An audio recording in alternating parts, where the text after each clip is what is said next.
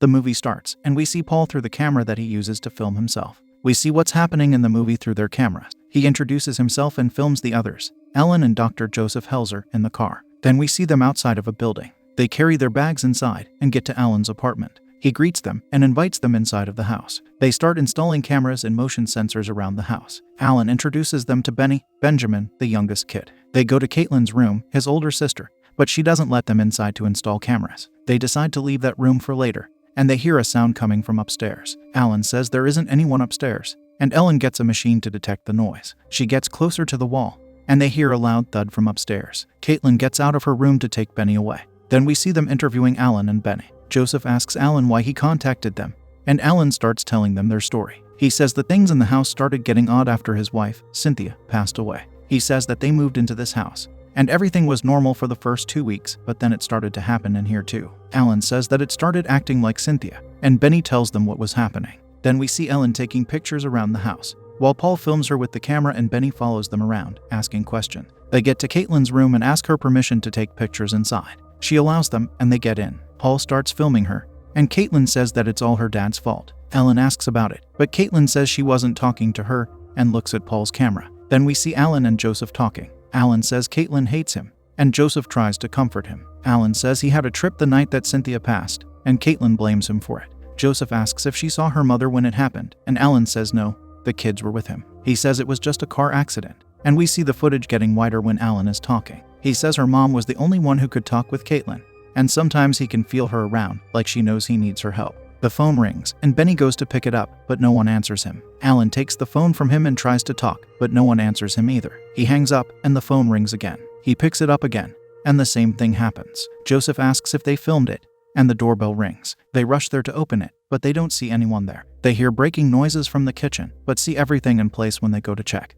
The dog, Zelda, starts barking, and the doorbell rings again. Alan says that's how it starts, and the phone rings again. Paul brings some cables to help them catch something, and Ellen says the temperature is dropping. Paul gets everything ready. Alan picks up the phone and they hear a loud scream. The phone falls to the ground and breaks into pieces, but it continues to ring. Then we see the family sleeping in their rooms, and Paul analyzing the pictures they took earlier while Ellen comes and starts filming him with the camera. They notice something behind Caitlin in one of the pictures. They play with the photo and find a ghost. Ellen tells him that they can inform Dr. Helzer in the morning about it, and she tells Paul to rest, she'll take over, but Paul says he's fine. Then we see the camera following a sudden motion, and it walks around the house while everyone's sleeping. Then it goes to the living room, and we see one of the computers starting. Then we see Alan waking up the kids in the morning. He sends Benny inside and closes the door. He starts arguing with Caitlin to get her out of bed, but she doesn't. Alan tries to drag her out of bed, and Caitlin starts screaming at him to not touch her. Alan gets out and sees Ellen and Paul waiting in the hallway. Then we see them talking at the table while having breakfast.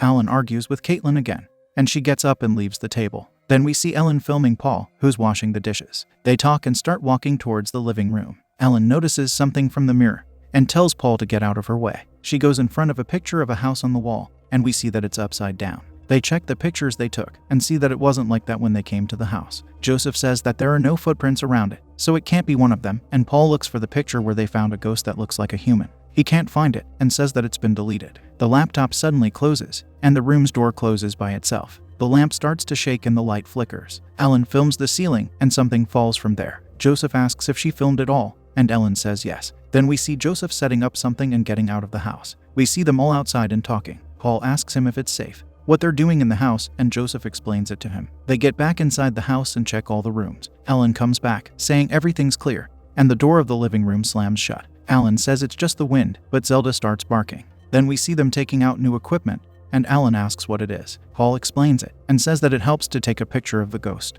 Joseph tells Alan to not worry, it's not dangerous. They turn off the lights and start working the machine. It turns around the room a couple of times while flashing a light and taking a photo. Then they see the ghost, and the kids start screaming. Joseph tells them to turn on the lights, and the door opens by itself. Then we see Paul filming himself in an underground metro. He brings another box to the house and they set it up. They gather around the table, and Joseph explains that the tool helps them to catch paranormal noises. Alan asks if he should take Benny to their room, and Joseph says that he prefers him to stay, tells Alan to not worry, that it'll be all right. Then he starts asking questions and waiting for a few seconds. He asks Alan if he wants to add anything after he's done, and Caitlin takes the opportunity to ask, "Who ended you?" Then we see Paul listening to it. He takes off his earphones and tells Dr. Helzer that he listened to it like 100 times but there isn't any answer. Dr. Helzer says it's just like he expected, and he goes to sit next to Alan. He asks if he feels something, and gets up to go next to Ellen and Paul. The door and the curtains behind them move. Alan says that the temperature in the kids' room has dropped by 14 degrees. Alan says he needs to check on them, but Joseph stops him, telling him to not move and don't worry. They go to watch them from the monitors, and see something lifting Caitlin's dress. Alan says he needs to go and save her. Joseph tries to stop him, but Alan doesn't listen to him. He goes, wakes her up, and Caitlin pushes him away from her. Then we see Alan talking with Joseph in the kitchen, and he tries to explain to Alan that there isn't anything paranormal in the house. He says that it can be caused by psychology of the human mind. Then we see their grandfather coming to the house. Alan sends Benny and Zelda with him, saying that he'll come and pick them up the next morning. The grandfather doesn't seem very happy about it, but he leaves with them anyway. Then we see them sitting around the table with a psychic. Joseph says that there are some things that science can't explain, and they are going to ask for the psychic's help for it. The psychic tells everyone to be silent no matter what. Don't get carried away by their emotions if they see something that's not likely to happen naturally. He tells them to not leave. It's unforgivable behavior to run away from a ghost. Then he closes his eyes and screams while twitching his muscles. Joseph starts asking questions, but the psychic doesn't answer any of them. Instead, Caitlin answers his question, and they all turn to her. We see her eyes rolled back, and she continues to answer Joseph's questions. Alan asks if it's Cynthia, and she gets mad at him, yelling at him to stop touching Caitlin. Joseph asks her about the car accident, and she says there wasn't an accident. Alan asks why would she even say that, and she tells him to not even dare to talk after what he has done to Caitlin. Joseph asks what Alan did to Caitlin, and she says that they saw him. Alan says he didn't do anything. She gets mad and throws him to the other side of the room, where the computers are. Joseph tells the others not to move. Then she lifts his body from the ground and starts dragging it around the room. She makes things fly to Alan, and finally throws him to the glass door of the living room. The glass breaks, and Alan falls to the ground. We see them in the kitchen, having breakfast the next morning. Alan tries to break the silence by talking, but Caitlin throws up the food, and she helps her get out. Then we see Ellen talking with Joseph outside. She says that she started to believe that what Caitlin said might be true. Maybe she's projecting her energy to make her dad confess to what he had done. Joseph asks why she's not cooperating with them. Ellen says maybe she buried it deep inside her memories, and she blames herself for what happened. Ellen says that they only know the part of the story that Alan told them. Maybe he really did hurt Cynthia. Then we see Joseph interviewing Alan. Alan asks him why his own daughter hates him, and they talk about it for a while. Then Joseph asks him to tell him more about Cynthia. Alan talks about how the people around her loved her at first sight. He says that sometimes he thinks about her, but can't remember her face. Alan continues to talk, but Joseph stops him and asks why she stopped taking her medicine even though she knew that she had a chance to get better. Joseph asks if he stopped loving her, and Alan says no, she didn't allow him to help her. Alan says that he loved her, and Joseph asks him why they got a divorce. Alan asks how he knows that, and Joseph asks him what did he expect. He does research before accepting the case. Joseph forces Alan to talk about Cynthia. Alan starts talking and saying not so good things about Cynthia. Joseph keeps telling him that he can't hear him. Alan finally yells and curses at Cynthia. He starts complaining about her and says that Caitlin blamed him for her mom not coming home. Alan says that he helped her to be sick and tells how he did it to them. Alan says that Caitlin came home one day and saw her mom in bed with someone else. He came home shortly after and saw it all too.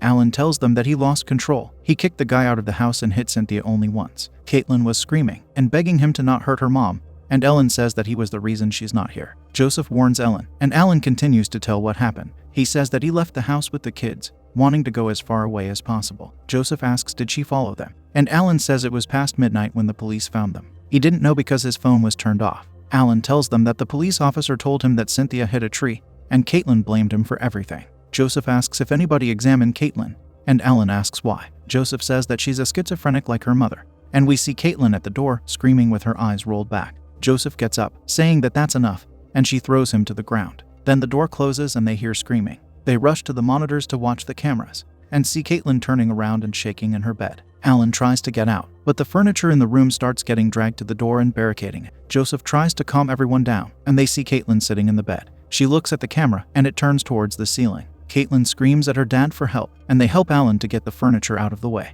They open the door, but struggle to walk because of the wind in the hallway. The ceiling starts to crack, and the pieces start to fall down on their heads. They finally reach the kids' room and try to open the door. They manage to open it, and Alan gets in. The door shuts after him, and Paul helps Joseph to open it back up. They get in too, and see Caitlin suspended in the air. Paul helps Alan get back up, and Alan tries to go to Caitlin. She screams at Alan for help and says that she can't move. He tries to reach her, but he can't. Paul films their hands as they try to reach, and Alan finally manages to hold Caitlin's hand. She falls face down onto the bed and the wind stops. Alan turns her over and we see her smiling. Then we see a detective taking pictures in the house. Ellen comes up to the others, with Caitlin being carried on a stretcher, and she goes to Joseph. She tells him that she's going to the hospital with Caitlin, and tells him that he needs to get checked up on his arm that he hurt while trying to open the door. Joseph says that he's fine, and everyone gets out of the house except him and Paul. Paul starts shutting down the cameras while they talk. He says that he still doesn't understand what happened, and asks Joseph if he knew what was happening. Joseph says that he knew from the moment that he entered this house,